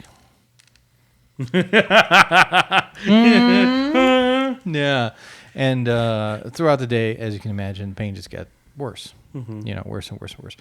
But they caught it early enough So because it didn't burst. That's good. So yeah, so they're like, let's. As soon as I got to the specialist, they're like, we got to do surgery today, like right, and as soon as humanly possible. So I think maybe they shipped me to a different hospital, or they did it right then and there. I don't know, but prepped me for surgery. Got in there, took it out, and it was like, after the surgery, I was like, there was a huge relief, but there's a different kind of pain. It was like recovering from surgery pain, so it was more external and not internal. Yeah, there's never anytime after surgery is just it's not fun. It's not fun. Recovery's not fun after surgery. Not fun, no. Like I was in the recovery room, and I was like coming in and out, and I was like, oh, I would like gain consciousness, and I'm all really loopy and shit, and like there's someone else in there just like screaming, don't know why. Maybe they're in pain. I have no idea. Like, ah! And I'm like, what is going on? But yeah, the appendicitis, I don't recommend it. I thought something horrible was happening to you, and they were screaming at like something happening. Oh to no, you. Yeah, no, okay. I was fine. Yeah, Okay. They stitched me up. I mean, the incision was like that big, so. Oh, okay. Yeah, they just went in there, cut a line that big, and just went in, scooped it out with. It's a little crazy because like scooper. I know for like. I guess because they're going into your intestines and scooping shit out, but it doesn't seem like it's a lot of work that's being done to you. No, it's just, but you're still kept overnight, and you're also like you're actually put to sleep for a long time, and then you can't really do anything after that. And when they put me down for sleep for the foot surgery, it was like an hour apparently after the surgery that I was like able to like get up and be a regular person. I was loopy, but yeah. I don't remember how long I was in surgery for, but it's a pretty straightforward surgery. You go in there, you just cut it out, and yeah.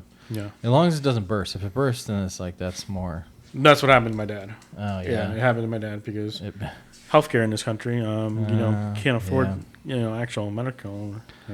They sent him to the Cook County Hospital where it was free. Or so they said. I don't fucking know. Well, it's supposed to be free at Cook County. Yeah. So, yeah. So they took care of it. By the time he got there, it had already burst. Had he not gotten there, like had he waited in it like another few hours, he probably would have died. Oh, see, mine didn't burst. I can't imagine the amount of pain. Yeah. After bursting. I don't know how he did it. I do remember it was the night of the election for Obama.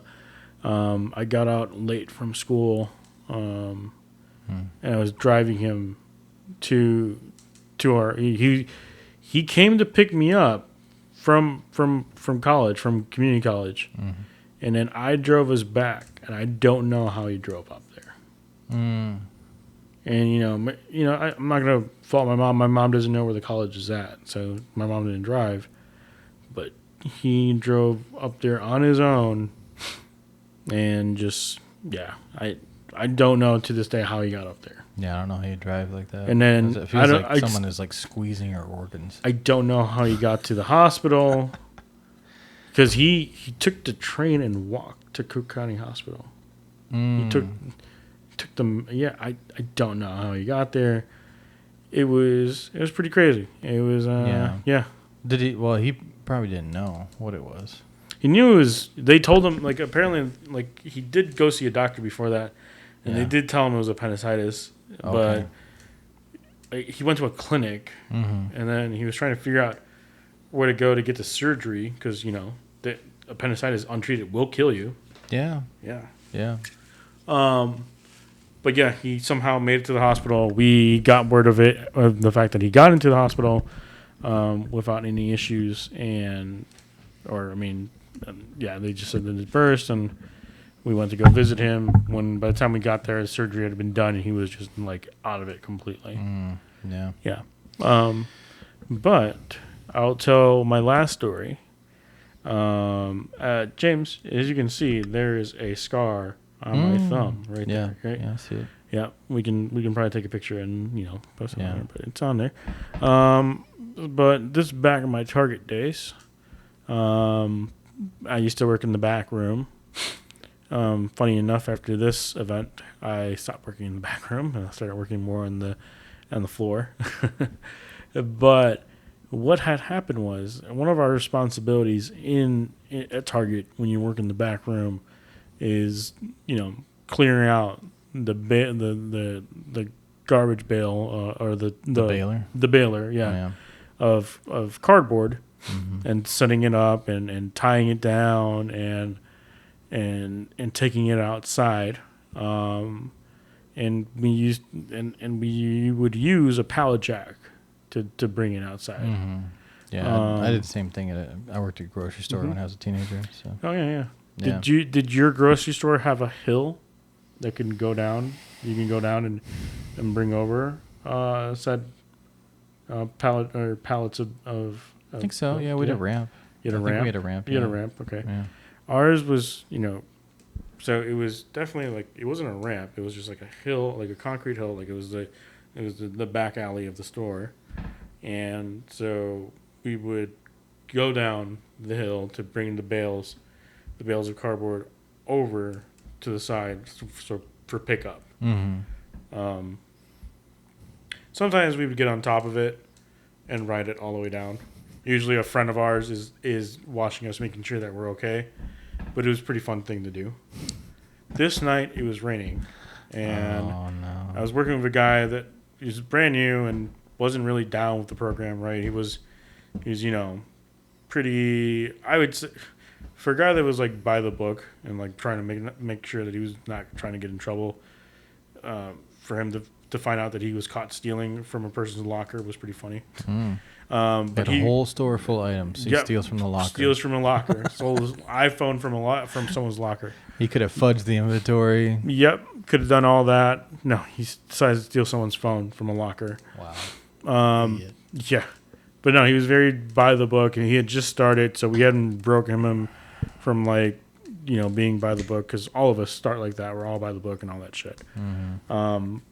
But no, he and it was raining that night, and I wasn't going to chance riding it down the hill, and he wasn't going to watch me. And we told him that we did this, and he blabbed on us. And then we all stopped doing it for a while. Yeah. And so that time it was also raining, and I was like, nah, I'm not going to do it. I'm going to get hurt. So I get to the bottom of the hill with the bale, right? And I turn around to catch it because it's coming down at a really high, like a fast speed. What I should have done is just let it go on its own, right? But because I'm on a hill, it's raining, it's slippery, it's moving faster than I'm used to it, and I finally like go to catch it, and I catch the handle, and I fall, I slip. And the whole fucking thing, pallet jack and all, runs over my hand, and primarily on my thumb. And so I have this large gash, and it's just bleeding all over. And I fucking run all the way up. I fucking tell the guy what happened. You know what his fucking first response was? Were you riding the bale? Why does that fucking matter? Call someone to fucking call an ambulance or something, dude. Doesn't matter. Doesn't fucking matter what I was doing or not. Yeah, we got a major bleed here. Yeah. It doesn't matter what's going on, So they interview him, and they told him he told them that I was riding the bale. There was video evidence of me not riding down the bale. So again, fucking idiot, fucking jackass. Why don't you turn the wheels? That's what I did. And it still wouldn't stop? It wouldn't stop. That's what I did. Okay. I turned the wheels, and then 90 degrees. I turned around. It was behind me, and then I turned the wheel and I turned around to catch it back because I let go of it, and that's when I caught it. How are you the Look, man, it was a long time ago. You were holding the pallet like this? I was walking it down slowly, but it was also like... Were you using yourself as a brake? Yeah, as a brake. Why didn't you just do it from behind and just slowly inch it down? I don't know, man. That's the dangerous way you were doing it. That's the way that we were all trying to do. No, that's Yes, wrong. it was. That's wrong. That was the if you're that going was if the you're way. going downhill, you back up with it, so that if it does start to get away from you, you can just turn it to the side really quick. That's what we were trying to do. Skid though. and stop. That's what we were trying to do. That's wrong. Yeah. That's Well, wrong. after You were changing it. I don't think that's after right. that. They never allowed anyone to bring a bale down with a regular pallet jack. They use a power jack. Did they have a power jack before? Yes. Yeah, But the power jack the whole from time. From that point on, it actually became a target policy. I created target policy. I created target policy. Alan, changing the world. Over Yep, here. changing the world. one stupid mistake at a time. That is so dumb because it's like you do that if you don't have electric jacks. If you have electric jacks, then you can ease pallets down. I've seen so many guys. I used to work on a loading dock, so I've seen a lot of guys who would come in with their truck, and we had the hydraulic lifts from the dock that go up to their truck. Yeah. And they put it on their truck, and they pull the pallet off, and they slowly kind of pull it, and then it starts to pick up speed because it's on an incline like this, and they back up and they twist the handle to make it stop, to force it to stop. That's what I think. That's what I remember doing. You're supposed to turn it. Yeah. On the side of the 90 and then I degrees. tried catching it, and then that's when I slipped. Yeah. Yeah. No. I've seen the guys like with pallets of paper. Yeah, but it was That slippery shit's and raining, so everything that I did before. Hands behind your back, you have no control. That doesn't make any sense when you train like that. That's stupid. Don't ask me. That's stupid. Don't Target. ask me. Stupid. Stupid. You had the electric jacks, and you made these guys fucking take it by hand anyway with the fucking hand jacks. You're stupid. Stupid, Target. Shame on you. If we're ever in the neighborhood, I'll show you where it's at, and I'll show you the hill and everything. Tell me where the Target is. Yeah, I'll tell you. yeah, show me. Yeah. Our last story, and then we'll wrap it up here. So I was working on a duplex in New York, and this was like an older apartment. Okay. So it's got these windows from like 1900, and it's old school windows are wooden, and inside the walls, next to the window, inside the window frame, are these weights. They're counterweights. So when you lift up the window, they are supposed to go down, I think. However, it counterbalance. I don't know. So when you lift up on the window, so that the window stays completely in place, because the weights are kind of the same weight as the window. You know, so the window will always stay in that one place. As long as the strings are attached to the weights to counterbalance it, you'll be fine. So these weights weren't attached because the rope had broke. So I lifted up the window, and I was, just kind of temporarily stuck it open in open position. I had my hand on the windowsill, and I was like reaching for a hammer or something, whatever I was reaching for, and the window came down and like slammed on my fingers. I was like, oh fuck! And I'm yelling, fuck this shit, goddamn! And then the fucking neighbor's dog hear me and start barking. I'm like, oh fuck you, fucking dog. It's actually my right hand, but yeah, and it slammed down on my fingers, and I was like, oh, that really hurts. And then like a couple days later, I was like, let me see if this is still, and I pushed on it, and it stung really, really bad. I was like, okay, that's broken. If it's still in pain when I touch it, then it's broken. Yeah. So. Oh. But yeah, for like fingers and toes and stuff. Yeah. The only remedy is to immobilize them. It really is. It Yeah. really is. There's no. Or fucking put a fucking giant plate on it. But if it's that bad, yeah. Yeah. But yeah, that fucking connect it window, all back together. Yeah, the window came down, slammed on my face. I was so pissed. It hurt so bad. Fuck those windows. I hate old houses. I hate them. Hate them. So annoying. Yeah, it was. Never buy a house beyond 1960. I disagree, because this apartment is like from 1910. Don't care. I don't give a shit. I mean, well, unless you renovate. This part is definitely renovated. Yeah, this is definitely renovated. It's been redone. Yeah, that's the caveat. I mean, because those homes have really good bones. And I hate working on them though. Okay. I can't stand it. But they smell like bones. That's smell for like sure. bones. Yeah, it's disgusting. Yeah. Yeah. So nothing matches. Just you like know. my old apartment. My old apartment was also old, Yeah, but yeah. not like this, right? This is nice. Everything there was the last time they remodeled that place was probably from the 70s. Yeah, lath and plaster. It's disgusting. Yeah, but yeah. Anyway, that's our episode for That's today. our show. Yeah. And So, yeah, please like and follow. Yep. And we'll be back with another episode, hopefully in another week. Yep. Bye. Bye. Watch those fingers and toes.